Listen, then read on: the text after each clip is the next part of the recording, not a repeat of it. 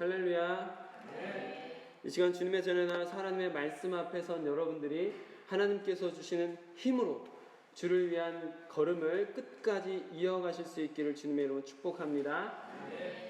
지금 주일 저녁 예배 때마다 성도답게 하는 힘이라는 주제로 여러분들과 받은 은혜를 나누고 있는데, 오늘은 주신 본문 말씀을 중심으로 체력이라는 제목으로 여러분들과 받은 은혜를 나누도록 하겠습니다.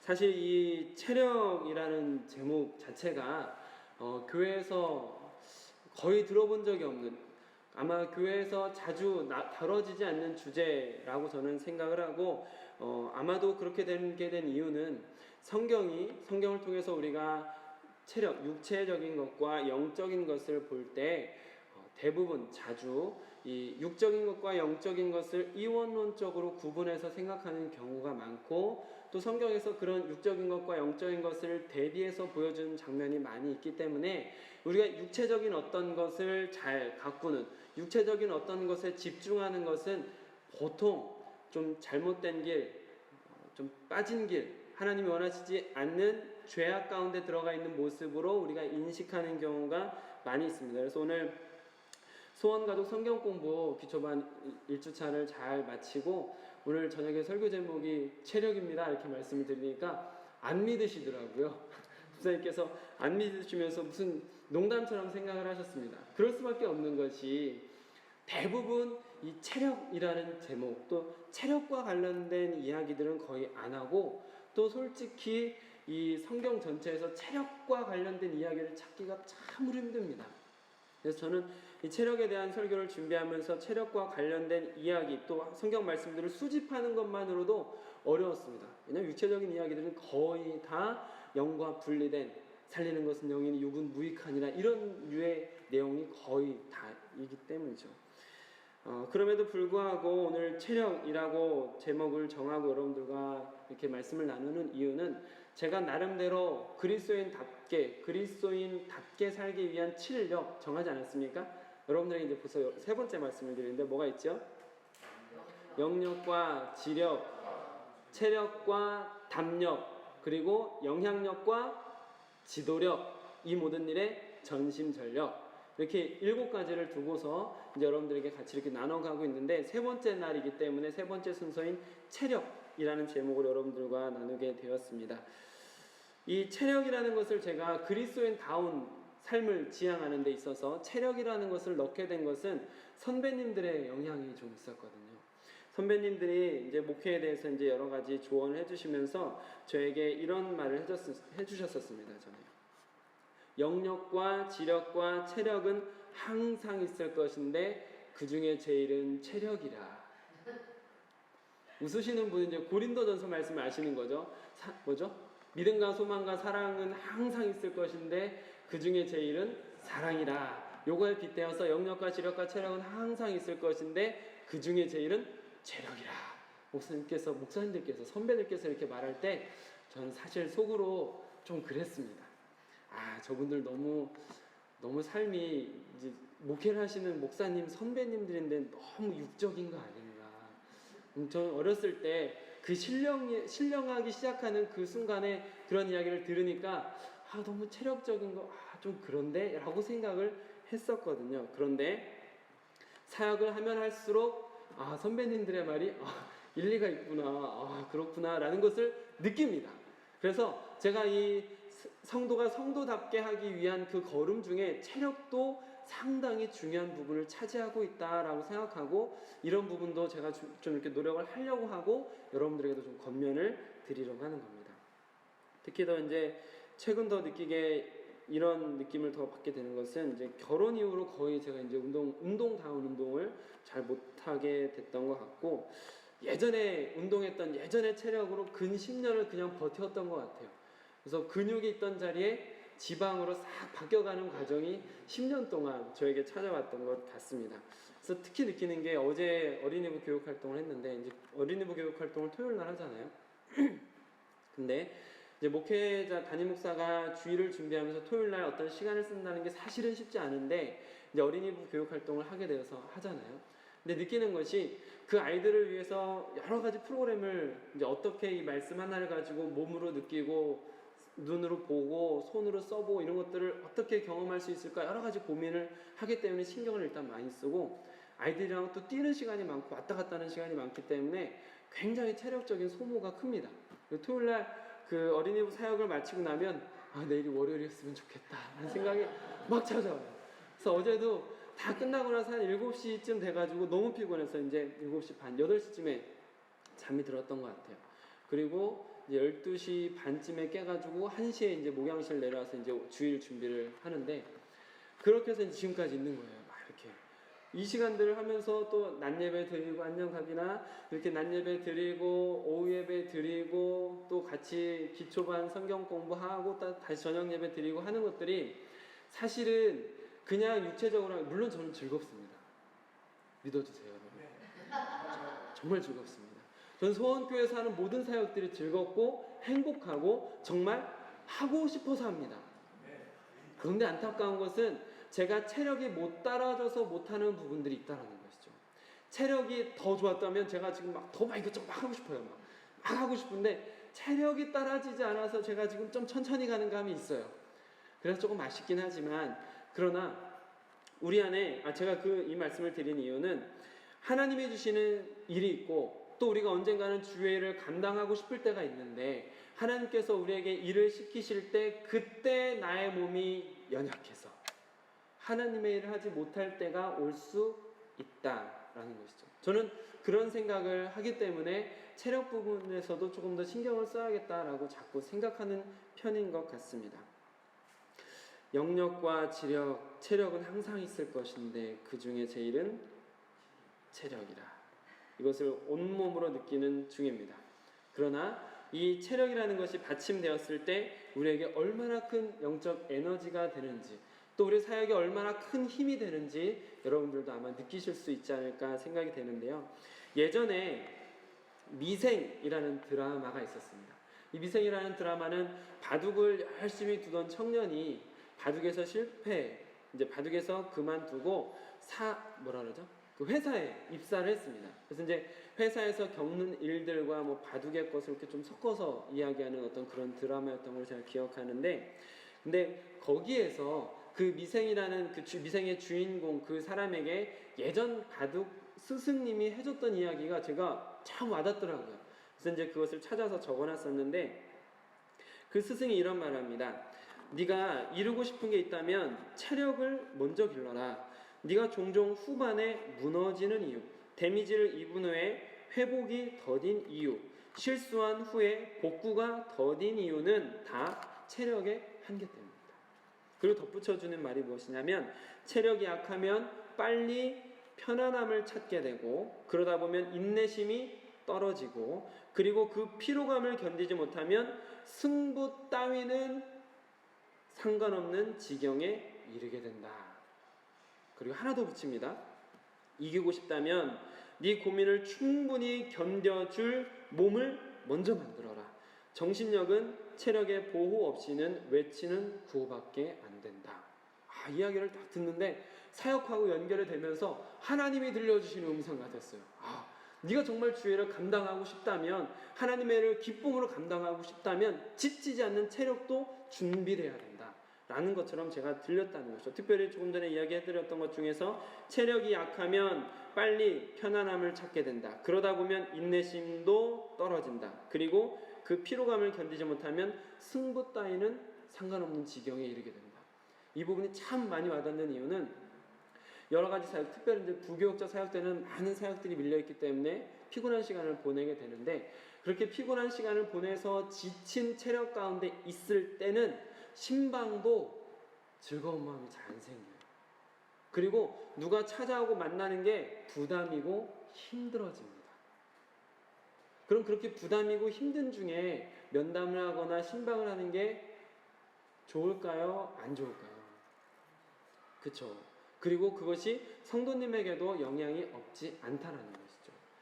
그런 것들을 제가 이제 느끼면서 체력이 약해지는 것 때문에 누군가에게 영적인 영향력도 제대로 발휘하지 못하게 되는구나 라는 생각을 많이 했습니다. 여러분께서는 혹시 이런 경험 없으십니까? 여러분께서는 하나님의 일하고 또 하나님께서 맡겨주신 사역을 하고 싶고 꼭 해야겠다, 나 정말 이거 너무 하고 싶다라고 생각하는데도 불구하고 체력적인 한계 때문에 하지 못했던 적, 그래서 답답했던 적 혹시 없으십니까? 아니면 체력적인 한계 때문에 하고 싶지 않은 마음도 생기고 체력적인 한계 때문에 지쳐서 대충 일을 해버린 경험은 혹시 없으십니까? 하나님의 일이라는 소명감 때문에 시작했는데, 그래서 열심히 하려고 했는데 여러 가지 사역들이 겹치면서 피곤해지고 체력적인 한계를 느끼면서 더 이상 소명 따위는 신경 쓰지 않는 지경에 이르지는 않아 보셨습니까? 제가 잘은 몰라도 아마 이런 경험을 하신 분들이 적지는 않을 것이다 라고 저는 생각을 합니다. 오늘 말씀으로 이제 돌아오면, 오늘 말씀은 그 유명한 선지자 엘리야에 대한 이야기입니다. 이 엘리야는 정말 위대한 선지자 아니었습니까? 그런데 오늘 말씀을 보면 그 엘리야가 지쳐서 로뎀나무 아래에 주저앉아 있는 장면이 나와요. 여러분, 오늘 이 열왕기상 말씀인데 바로 앞에 나오는 18장에 엘리야가 무슨 일을 했는지 혹시 아세요? 엘리야가 대결을 합니다. 누구랑 대결하냐면 이방 선지자들과 대결합니다. 이방 선지자가 몇 명이었습니까? 850명. 850명의 바울 선지자, 아세라 선지자가 같이 모여가지고 같이 제단을 쌓고서 지금 대결을 합니다. 어떤 대결을 하냐면 제단을 각자 자기 우상 제단을 쌓아요. 각자 자기 제단을 딱 쌓은 다음에 기도하자는 거예요. 그리고 나서 정말 자기의 신이 진짜라면 그 신이 불을 붙여서 제단을 불살라서 자신의 신이 정말 진짜임을 증명하지 않겠느냐 하고 대결합니다. 대결하는데 바알 선지자들과 아세라 선지자들이 하루 종일 무슨 짓을 막 여러 가지 했지만 아무 일도 일어나지 않았어요. 엘리야 선지자가 그때 백성들에게 너희가 언제까지 머뭇머뭇거릴 거냐 하면서 답답한 마음을 토로하면서 하나님께 기도를 올려드리죠. 그랬더니 그 엘리야 선지자가 하나님께 기도를 올려드리자마자 하늘에서 불이 꽝 떨어져가지고 제단을 확 불살릅니다. 제단에 물을 몇 번 부었는데 그 물들이 다 말라서 없어질 정도로 확 불이 치솟는 것을 볼 수가 있죠. 여러분, 그런 기적 여러분 앞에서 일어나면 좋을까요? 안 좋을까요? 막 사역 더 하고 싶을까요? 하기 싫을까요? 뭐 하고 싶죠. 여러분들 막 기도하면 불 팍 떨어지고 막 그러고 얼마나 사역이 하고 싶겠어요, 여러분. 그런 마음이에요. 그리고 그런 마음으로 조금 있다가 기도하는데 이스라엘 땅에 3년 6개월 동안 비가 안 왔어요. 근데 엘리야가 기도하니까 하나님께서 비구름을 보내주셨다는 것이죠. 3년 6개월 동안 가뭄이었는데 거기에 큰 비가 쏟아졌어요. 그리고 여기서 또 축지법도 나옵니다. 왕이 아합 왕한테 엘리야가 그렇게 기도하고 나서 곧 큰 비가 올 것이니 왕이시여 얼른 마차 타고 빨리 돌아가십시오. 비 맞지 말고 얼른 마차 타고 가세요 라고 한 다음에 그렇게 큰 비가 오자 엘리야가 성령의 인도를 받아서 축지법으로 왕보다 더 빨리 가는 장면이 나와요. 여러분, 이와 같은 일들이 우리에게 일어난다면 하나님께서 우리의 기도를 이와 같이 잘 들어주고 이와 같이 명확하게 우리가 하나님의 사람인 것을, 이와 같이 명확하게 하나님께서 살아계시다라는 것을, 이와 같이 명확하게 내 기도를 하나님이 듣고 응답하신다는 것을 여러분들이 눈앞에서 경험한다면 얼마나 힘이 나겠어요. 막 죽을 때까지 열심을 내서 막 달려갈 것 같지 않습니까? 근데 바로 이어지는 19장에서 오늘 엘리야가 로뎀나무에 주저앉았다는 것이죠. 왜 그랬냐면 어제 그런 일들이 일어났고 나니까 그런 이제 뭐 우상들이 죽고 이런 일들이 그 우상을 섬기던 선지자들이 죽고 이런 일들이 일어나고 나니까 왕비였던 이세벨이 화가 난 거예요. 화가 나가지고 한 가지 말씀 안 드렸네요. 그 우상을 섬기던 선지자들을 다 처단하는 사건이 바로 일어나거든요. 가짜라는 것이 증명이 되자마자 그들을 다 처단합니다. 그러니까 그들을 데리고 왔던 이세벨 입장에서는 너무 화가 나는 거예요. 그래서 이세벨 왕비가 그 엘리야 잡아서 죽여라, 반드시 죽여라라는 명령을 내립니다. 그 명령을 듣자마자 엘리야는 도망가요. 광야길로, 사람이 아무도 없는 곳으로 하루 동안 두벅두벅 걸어가지고 그 누구도 없는 곳에 이르러서 로뎀나무 아래에서 주저앉아요. 그리고 나서 엘리야가 한 말이 뭘까요? 여러분 한번 열왕기상 19장 4절 말씀 4절 말씀 같이 한번 읽어보겠습니다. 시작.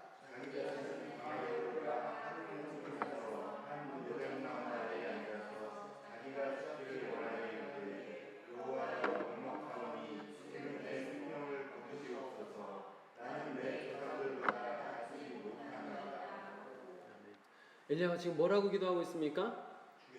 죽여달라고. 네, 맞습니다. 그 엘리야가, 그 위대한 선지자가, 눈앞에서 어마어마한 기적들이 일어났던 그 엘리야가, 하나님께서, 살아계신 하나님께서 바로 응답해 주셨던 그 놀라운 선지자 엘리야가 바로 어제예요. 딱 하루 지난 거거든요. 어제 그런 일을 겪었음에도 불구하고 오늘 왕비가 내린 그 엄포에 무서워가지고 지금 하나님 앞에 가서 죽여달라고 하고 있는 거예요. 그런데 이것이 왜 체력과 연결되냐면 잠언 17장 22절에서 마음의 즐거움은 양약이라도 심령의 근심은 뼈를 마르게 하나이다 라는 말이 있습니다. 심령의 근심이 우리의 뼈를 마를 정도로 우리의 육체에 쇠잔함을 가져온다라는 것이죠. 마치 이 말씀이 그대로 엘리야를 겨냥한 것처럼 엘리야는 지금 마음의 근심이 찾아왔고 그 위대한 선지자였음에도 불구하고 마음의 근심이 찾아오자 지금 더 이상 걸어갈 힘도 없는 기진맥진한 상태로 로뎀나무 아래 주저앉아서 하나님 앞에 할 수 있는 기도는 하나님 죽여주세요. 나 이제 할 만큼 한 것 같으니까 나 그만 죽여주세요 하고 있더라라는 것이죠. 이런 엘리야를 향해서 하나님께서 내려주신 처방은 바로 오늘 같이 읽으신 본문 말씀입니다. 어떤 처방을 내리시는지 한번 볼까요? 하나님께서는 천사를 보내요. 천사를 보내시는데 그냥 보내시는 게 아니라 천사의 손에다가 숯불에 구운 떡과 물 한 병 들고서 엘리야에게 갑니다. 그리고 엘리야에게 명령하죠. 일어나서 먹어라. 엘리야가 그 명령 듣고 일어나가지고 먹습니다. 먹고 나서 엘리야가 뭐 했을까요? 뭐 했을까요? 다시 누웠습니다. 많이 지쳤었나 봐요. 먹고 다시 누웠습니다. 그랬더니 7절에서 천사가 다시 와요. 여호와의 천사가 또다시 와서 어루만지며 이르되 일어나 먹으라. 네 갈 길을 가지 못할까 하노라 하면서 다시 일어나서 먹으라라고 하죠. 결국에 8절에 어떻게 됩니까? 이에 일어나 먹고 마시고 그 음식물의 힘을 의지하여 40주 40야를 가서 하나님의 산 호렙에 이르니라. 이 본문을 정하기가 쉽지 않은 주제라고 체력이라는 것이 본문을 정하기가 어려운 것 같다라고 느끼고 여러분들에게 말씀을 드렸었는데 오늘 이 본문 말씀을 정한 이유를 혹시 아시겠습니까? 왜 체력을 가지고 오늘 본문 로뎀나무 아래에 있는 엘리야를 겨냥해서 이 내용을 같이 나누는 이유를 혹시 아시겠습니까? 그 위대한 선지자도 일단은 낙심할 수 있다는 것이죠. 하나님의 일을, 하나님의 역사를 경험했던 하나님께서 살아계시다. 그리고 초인간적인 인간의 모든 것을 넘어서는 그 하나님의 놀라운 기적을 경험했음에도 불구하고 하나님의 음성을 듣는 선지자임에도 불구하고 낙심하는 경우가 있고 그 낙심함을 통하여서 마음의 근심이 뼈를 마르게 하는 육체의 쇠잔함을 가져오는 일도 경험할 수 있다라는 것을 저는 여기서 볼 수 있다라고 생각합니다. 엘리야는 지금 체력적인 방전 상태인 거죠. 모든 것이 다 고갈되어 있는 상태였습니다. 움직이고 싶지도 않고 어디 가고 싶지도 않은 상태였고 그래서 하나님께서 엘리야에게 주신 처방은 엘리야를 혼내거나 아니면 좋은 말로 권면하거나 한 게 아니라 먹을 것만 갖다 주는 거죠. 힘내라고 먹을 것만 갖다 주고 일어나서 먹어 하면서 계속 먹을 것을 갖다 주면서 육체적인 회복을 먼저 하나님께서 허락해 주셨고 그 육체적인 회복이 있은 후에 엘리야는 다시 40주 40야 하나님의 산 호렙에 다다를 수 있었다라는 것을 오늘 본문 속에서 보여주고 있다라는 것이죠. 그렇기 때문에 여기서 보여주는 이런 체력적인 회복이 중요한 것처럼 체력적인 관리 역시 우리가 그리스도인답게 하나님의 사역을 온전히 감당하고 주님의 일을 끝까지 이뤄내기 위해서 체력적인 관리 역시 우리에게 필요하다라는 것입니다. 무엇보다 체력을 관리한다라는 것은 하나님께서 주신 우리의 몸을 소중히 여기고 그 하나님께서 주신 것을 소중히 다룬다라는 의미이기도 합니다. 성경에 보면은 육체에 대해서 긍정적으로 표현하는 부분이 정말 얼마 없거든요. 근데 육체에 대해서 긍정적으로 표현하는 그 부분들이 어떤 것이 있는지 한번 같이 찾아보실까요? 고린도전서 3장 16절 말씀입니다. 고린도전서 3장 16절 말씀. 하나님께서 육체에 대해서 긍정적으로 우리에게 좋은 교훈을 주시면서 육체가 어디에 쓰는 건지, 육체는 어떤 것인지 3장 16절을 한번 같이 읽어보겠습니다. 시작. 너희는 너희가 하나님의 성전인 것과 하나님의 성령이 너희 안에 계시는 것을 알지 못하느냐. 그렇습니다. 육체는 하나님께서 성령이 거하시는 성령의 전으로 세웠습니다. 또 하나 찾아보실까요? 사도행전 2장 17절입니다. 사도행전 2장 17절 말씀 신약성경 189쪽. 네, 감사합니다. 신약성경 189쪽의 사도행전 2장 17절 말씀입니다.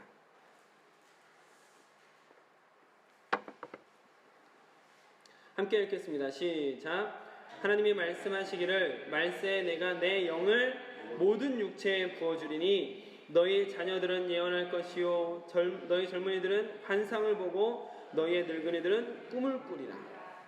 하나님께서 하나님의 영을 부어주시는 그릇 어디일까요? 육체입니다. 지금 두 구절을 같이 읽었는데 하나님께서 하나님의 영을 부어주시는 그릇, 그리고 그 영이 머물러 있는 성전인 몸, 하나님께서 우리에게 주신 몸은 바로 이와 같이 하나님의 영을 담는 그릇이다라는 것이죠. 그리고 이 몸은 우리와 언제까지 같이 있을까요? 죽을 때까지라고 생각하시는 분. 그쪽에 노란 옷 입으시면 좀 전에 두 분인가요? 좀 전에 노란 옷 입은 분 죽을 때까지 이랬는데 세 분 죽을 때까지. 자, 그러면 영원 네 분. 점점 많아지고 있습니다. 죽을 때까지라는 분은 4분. 그럼 영원히 이 몸이 나와 함께 한다라고 생각하시는 분 아무도 없으시죠? 한 분 계십니까? 네, 좋습니다. 자, 그럼 한 번씩 알아보도록 하겠습니다. 예수님께서 재림하실 때 성도들이 부활하는 거 맞습니까? 아멘이시죠? 예수님께서 재림하실 때 성도들이 부활할 때는 영의 부활일까요? 육체의 부활일까요? 영의 부활이 아니라 육의 부활입니다. 육체의 부활을 분명히 성경은 말하고 있습니다.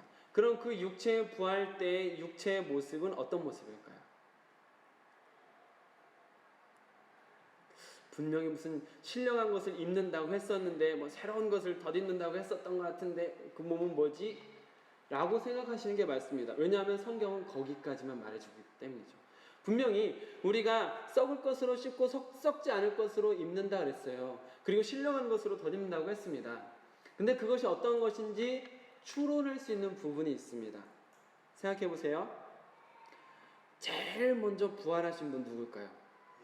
예수님의 부활을 생각해 보십시오. 예수님께서 십자가에서 죽으셨다가 부활하셨어요. 예수님께서 부활하신 그 모습, 예수님을 똑같이 닮았나요? 달랐나요?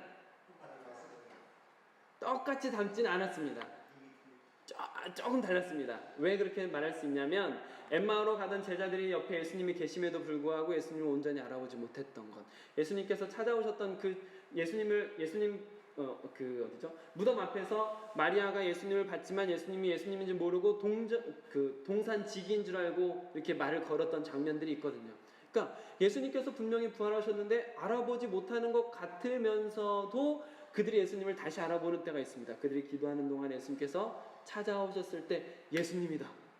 그렇죠? 예수님께서 그들에게 찾아갔을 때 예수님이다라는 걸 알아봤어요. 그러면 동시에 두 가지를 느낄 수 있는 겁니다. 예수님이 부활하신 몸은 우리가 인식할 수 있는 예수님의 모습이면서 동시에 우리가 깨닫지 못하는 어떤 모습도 있겠거니라는 것을 느낄 수 있죠. 또 하나, 예수님께서 부활하셨을 때 손에는 구멍이 있었을까요? 없었을까요? 자국만 있었습니까? 구멍이 있었을까요? 없었을까요? 없었습니까? 구멍이 있었죠. 네, 있었습니다. 그 상처의 흔적이 있었습니다. 그래서 도마가 못 믿겠다라고 했을 때 그러지 말고 여기 손에 내 상처에 손가락 찔러보고 넣어보고 믿음 없는 자 되지 말고 믿는 자가 되라. 그때 도마가 그 상처를 보면서 주는 그리스도십니다. 하여튼 그렇게 중요한 믿음의 고백을 하지 않습니까? 그럼 여기서 우리가 알 수 있는 것들이 있죠. 제일 먼저 부활하신 예수님의 모습은 예수님의 원래 모습과 신령한 모습이 같이 있었다라는 것과 예수님께서는 상처가 그대로 있었다라는 것을 알 수 있죠. 이게 우리에게 일어나는 육체의 부활을 가늠해 볼 수 있는 표지입니다. 그러면 우리가 육체로 부활할 때 어떤 모습으로 부활할까요? 혹시 그냥 갑자기 궁금해서 여러분들에게 질문합니다. 나는 지금 이 모습으로 부활하기 싫습니다 하시는 분 계세요? 난 다른 모습으로 부활했으면 좋겠습니다 하는 분 계세요? 안 계셨으면 좋겠습니다. 하나님 앞에서 여러분들의 육체의 어떤 제약이나 또 사람들이 생각하는 그 어떤 아름다운 그런 모습은 하나님이 보시는 것과는 전혀 다르다는 것. 하나님은 여러분들의 영혼을 보시고 여러분의 마음의 중심을 보시고 그 모습을 사랑하는 거지, 우리가 빠마했기 때문에 예쁘고 염색했기 때문에 더 예쁘고 이런 거 아닙니다. 하나님은 여러분의 있는 모습 그대로를 정말 사랑하세요. 그리고 그 모습 그대로를 부활의 육체로 우리에게 주시는 거예요. 여기서 아멘 안 한 분들은 이제 이 몸으로 살고 싶지 않다는 거죠. 지금 아멘 분명히 여기서 했어야 되는데 아멘을 안 하시는 분들은 난 이 몸 싫어요 이런 마음이 좀 있는 거예요. 근데 여러분 그 마음이, 그 상처가 회복되시길 축복합니다. 몸에 대한 어떤 열등감이 있다면 정말 그것이 온전히 예수 그리스도의 손길로 또 예수 그리스도의 보혈로 온전히 치유되어서 이 몸 이대로 부활하는 것도 너무나 영광스럽고 기쁘시기를 주님의 이름으로 축복합니다. 이와 같이 예수님께서 첫 열매로 우리에게 보여주신 그 부활의 모습으로 우리는 부활합니다. 지금 왜 이 말씀을 드리냐면 하나님께서 우리에게 주신 육체, 이 육체는 우리와 영원히 함께한다. 이 우리와 영원히 함께하는 이 육체를 우리는 소중히 다뤄야 된다. 성령의 전이고 하나님의 영이 부어지는 그릇인 이 육체는 우리와 영원히 함께하기 때문에 이 육체를 잘 관리하는 것은 하나님이 주신 것을 잘 관리하는 우리의 책임이 있다라는 것을 여러분들에게 말씀드리기 위해서 여러 가지 이야기를 드렸습니다. 오늘 말씀을 드리면서 체력이라는 단어의 한계를 조금 정할 필요가 있는데, 이 체력이라는 것은 우리가 체격을 키워야 된다라든지 근력을 키워야 된다라는 의미가 아니다라는 것을 일단 여러분들에게 말씀을 드려야 될 필요가 있습니다. 그리고 이렇게 흔히 사회에서 말하는 쭉쭉 빵빵한 건강하고 아름다운 몸매를 원하십니까? 이런 거 하잖아요. 그거 아니다라는 것을 지금 미리 말씀을 드립니다. 제가 여기서 말씀드리는 체력이라는 한계는 어떤 한계냐면 그런 모든 것들을 뛰어넘어 하나님의 일을 할 수 있을 정도의 힘, 이것은 사람마다 다르고 개개인이 다 기준이 다르기 때문에 어떻게 정확하게 이거다라고는 말씀을 드릴 수 없지만, 그러나 우리가 가진 힘으로 주의 일을 할 수 있느냐, 얼마나 할 수 있느냐, 어디까지 할 수 있느냐, 이 정도가 여러분들의 체력, 하나님이 원하시는 체력으로서의 자신의 모습을 돌아볼 수 있다는 것이죠. 가늠해 볼 수 있다는 겁니다. 제가 참 존경하는 분 중에 또 좋아하는 분 중에 이 닉 부이치치 이분이 있습니다. 이분 많이 아실 거예요. 이분은 이제 태어날 때부터 양쪽 팔도 없었고 다리도 없고 이쪽 왼쪽에 발 하나 있습니다. 근데 이분이 모르겠어요. 한국에서는 이분보다 밝게 웃는 분을 저는 아직 한 번도 못 봤습니다.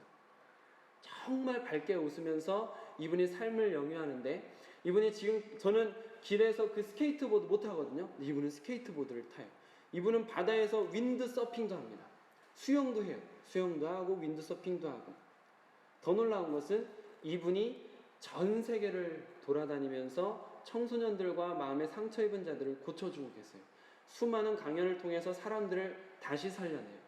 더 중요한 것은 이분이 그런 일을 하는 힘이 하나님으로부터 오고 있고 또 하나님을 증거하기 위해서 세계를 돌아다니세요. 우리나라에도 왔었고 우리나라의 힐링 캠프인가 하는 그 프로그램에도 나왔던 분입니다. 이분이 책을 쓰고 이분이 책을 통해서, 강연을 통해서 수많은 사람들을 살리고 있어요. 이분의 체격 어떻습니까? 우리가 생각하는 근육질 아니지 않습니까? 그러나 이분은 이분이 가지고 있는 몸을 가지고 이분이 할 수 있는 최대한의 힘으로 하나님의 일을 하고 있어요. 저는 이런 의미에서 체력을 관리해야 된다라는 것이죠. 자기에게 주어진 것을 가지고 하나님의 일을 최선으로 할 수 있는 상태를 만들어 놓는 것, 그리고 그런 상태를 유지하는 것이 저는 체력 관리다라고 생각을 합니다. 여러분께서 느끼시는 체력의 한계 어느 정도인지 한번 생각해 보셨으면 좋겠습니다. 닉 부이치치 이런 사람이나 사도 바울 같은 사람들을 생각하면, 사도 바울은 또 그 당시에 걸어서 사역을 했던 사람 아닙니까? 그런 어려운 상황 속에서도 끊임없이 주의를 했었던 그분들의 열정뿐만 아니라 그 열정을 뒷받침하는 체력 또한 저는 참 부럽다라고 생각하고, 그렇기 때문에 우리가 체력적인 부분을 너무 외면하면 안 되겠다라고 여러분들에게 말씀을 드리는 것입니다.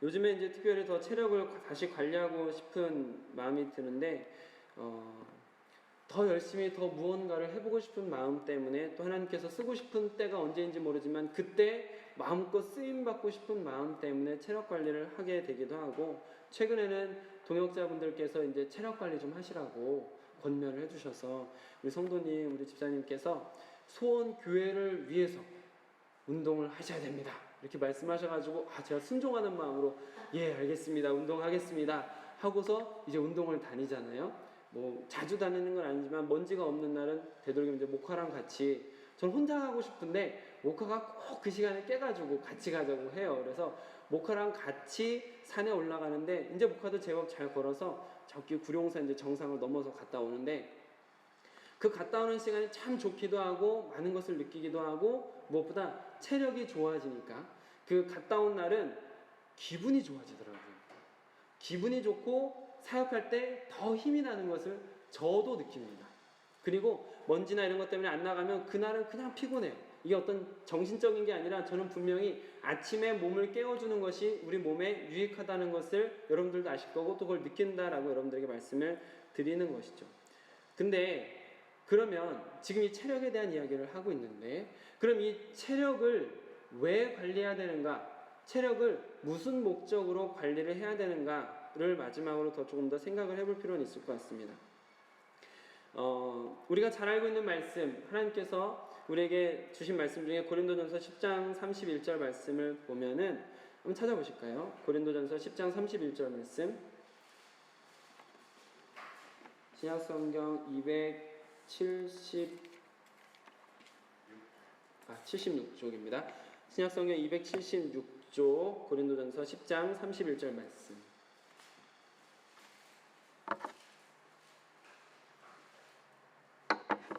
같이 읽겠습니다. 시작. 그런즉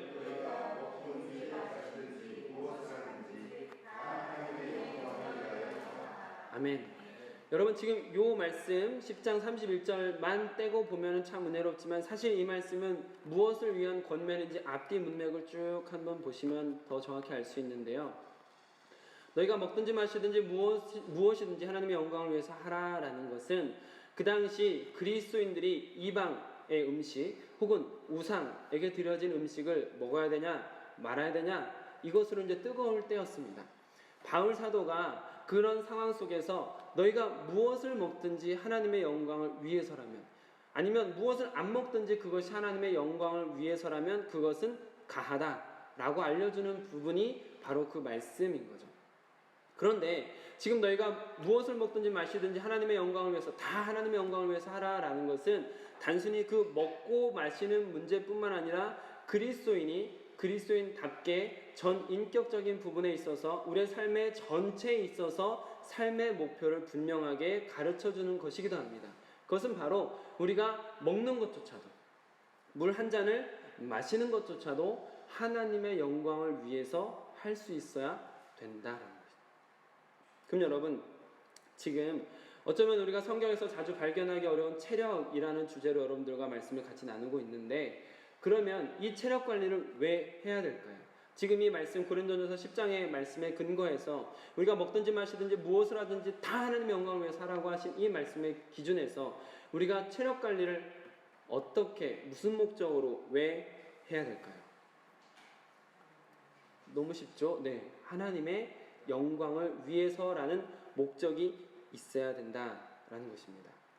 이 생각을 하고 운동하는 것과 이 생각을 하지 않고 운동하는 것은 많이 다릅니다. 우리가 이 땅에서 살아가면서 우리가 살아가면서 하는 모든 삶의 모든 부분은 다 신앙의 행위이어야 합니다. 어떤 것이든 간에. 그 말은 무슨 말이냐면 우리가 무슨 일을 하든 간에 이것은 다 하나님의 영광을 위해서 하겠다라는 목적이 분명해야 된다라는 것이죠. 그런 의미에서 다시 체력관리로 돌아간다면 우리가 하는 체력관리조차도 하나님께 기쁨을 드리기 위해서라는 목적이 있어야 된다는 것이죠. 단순히 사람을 즐겁게 하고 사람에게 기쁨을 주고 사람에게 인기를 얻기 위한 체력관리가 아니라 정말 하나님을 기쁘시게 하기 위한 체력관리이냐 아니냐 이것은 굉장히 중요합니다. 완전히 다르게 되거든요. 그냥 운동을 하더라도 나는 하나님께 보일 거야, 하나님을 위해서 할 거야, 같은 운동이라도 나는 사람들에게 잘 보일 거야, 이두박근 뭐 이런 거 만들 거야 라고 생각하는 것은 완전히 달라집니다. 왜냐하면 그저 똑같은 운동이지만 하나님의 영광을 위해서 하겠다라는 이것은 하나님 보시기에 기쁜 모습이거든요. 주를 위해서 몸을 단련하고 주를 위해서 사역을 하기 위해서 그 훈련한, 그 운동하는 그 모습들은 하나님이 그 운동 자체만으로도 그 목적을 가지고 하고 있는 그 걸음 하나만으로도 하나님이 기뻐하신다라는 것입니다. 그렇기 때문에 같은 운동이지만 이런 목적의식이 분명한 상태는 우리가 정말 주님께 기쁨을 드리고 하나님께 영광을 돌리겠다라는 이 목적이 분명할 때는 하나님이 기뻐하시고 하나님께서 그 가운데 더 많은 것들을 채워주실 줄 믿으시길 바랍니다. 이 운동을 통해서 하나님께 영광을 돌린다, 운동을 하면서 하나님께 영광을 돌린다라는 것은 일석이조이고 또 운동을 하면서 하나님께 영광을 돌린 그것을 통해서 그 체력을 통해서 또 하나님을 위한 어떤 다른 일을 할 수 있는 일석삼조의 일이 되기 때문에 이 체력 관리도 역시 하나님의 영광을 위해서 한다라는 것은 굉장히 중요하다라고 저는 생각을 합니다. 이제 성경으로 돌아와서 성경에 보면은 체력이 좋았던 사람들이 여럿 있어요. 갈렙이 85세에 그 가나안 땅을 거의 다 정복하기를 마무리했고 여호수아와 함께 가나안 땅을 거의 다 정복했을 때 저 헤브론 땅 내게 주십시오. 이 산지 내게 주십시오. 가장 어려운 지역이고 가장 힘든 지역이긴 하지만 하나님께서 나에게 주시겠다고 한 이 약속대로 난 아직도 체력이 강건하니까 나는 가서 저 땅을 차지하겠습니다. 저 땅 저에게 주십시오. 그래서 그 땅을 차지하고 그 땅이 그 이후로 하나님의 땅이 되지 않습니까? 갈렙이 그렇게 85세가 되어서도 하나님의 일을 끝까지 감당했었고 모세는 120세가 되어서도 시력이 흐려지지 않았던 사람입니다. 얼마나 부러운지 몰라요. 120세가 되었음에도 불구하고 그의 눈이 흐려지지 않았고 기력이 쇠하지 않았다라고 기록하고 있을 정도로 그는 아주 정정한 상태였다라는 것을 볼 수가 있어요. 다윗도 그렇습니다. 다윗도 그 부강한 나라를 세우고 가장 강한 신정국가 하나님이 중심이 되는 나라를 세운 다음에 그는 하나님께서 허락하신 천수를 다 누리고 아들에게 모든 것을 물려주고 조용히 열조에게로 돌아갔다라고 성경이 기록하고 있는 것을 볼 수 있죠. 바다도 아까 말씀드렸듯이 똑같습니다. 배를 타야 되는 바다 위에서는 어쩔 수 없지만 바울은 땅에서 항상 걸어다니면서 주의 일을 감당했다라는 것이죠. 늘 걸어다니면서 그 수많은 사역, 성경에는 3차 전도여행까지 나오지만 신학자들 사이에서는 5차까지를 보고 있는데 5차 전도여행을 하면서 그 길을 다 걸어다니면서 끊임없이 주를 위해서 걸어갈 수 있는 체력이 그 끝까지, 그 인생의 끝까지 있었다라는 것이죠. 그리고 나의 달려갈 길을 마치고 그 의의 멸관을 향한 마지막 발걸음까지 자신은 끝까지 걸어갔다라고 말할 수 있을 정도의 체력이 그에게 있었다라는 것입니다. 이들의 공통점을 한번 생각해 보았습니다. 어떻게 이들은 끝까지 하나님의 일을 감당할 수 있는 체력이 있었던 것일까? 그것은 이들은 오로지 하나님을 바라보는 분명한 공통점이 있었다라는 것이죠. 아까 무엇을 먹든지 마시든지 무엇을 하든지 다 하나님의 영광을 위해서 하라라고 여러분들에게 말씀을 잠시 드렸던 것처럼 이들에게는 모든 삶의 모든 부분이 다 주를 위한 것이었고 그랬기 때문에 하나님께서 이들에게 부어주시는 은혜 가운데 체력적인 은혜도 있었다라고 볼 수가 있습니다. 이사야서 40장 말씀을 한번 찾아보실까요? 이사야서 40장 28절 말씀.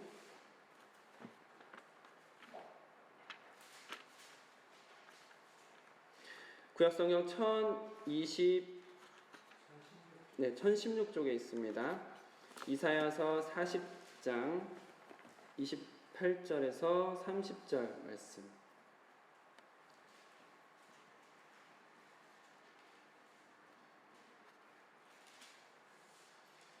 함께 이사야서 40장 28절에서 30절 말씀 같이 읽겠습니다. 시작. 소년이라도 피곤하며 이사야서 40장 예? 이사야서 40장 28절. 네. 제가 잘못 적었나 봐요. 아, 30절이요?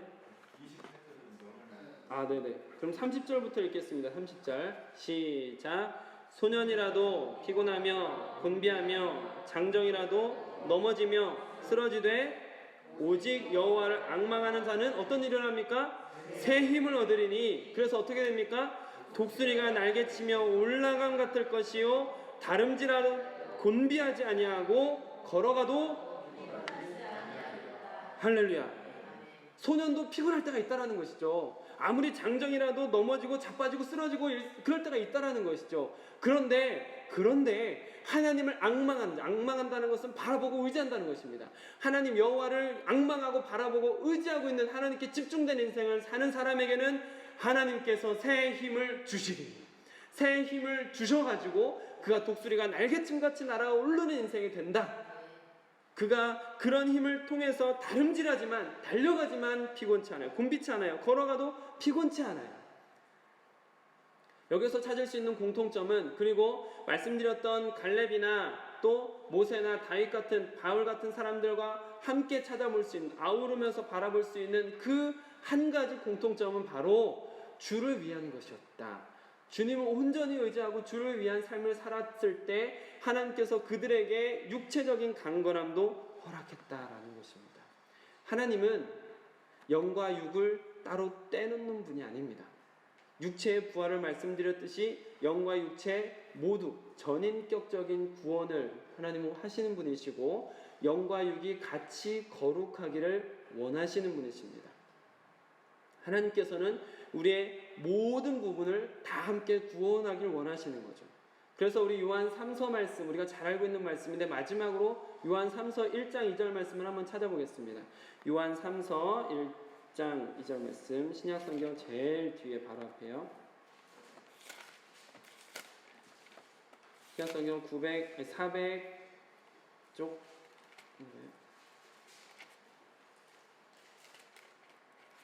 요한 3서 1장 말씀, 신약성경 396쪽에 있습니다. 요한 3서 1장 2절 말씀, 우리가 잘 알고 계시는 말씀이시죠?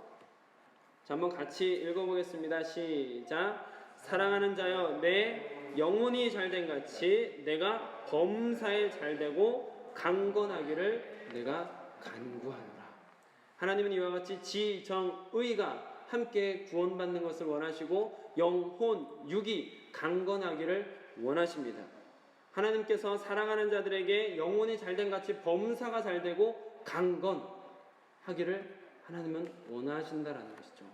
사랑하는 소원 가족 여러분, 여러분의 영혼이 잘된 것 같이 여러분의 범사가 잘되고 강건하시기를 주님의 이름으로 축복합니다.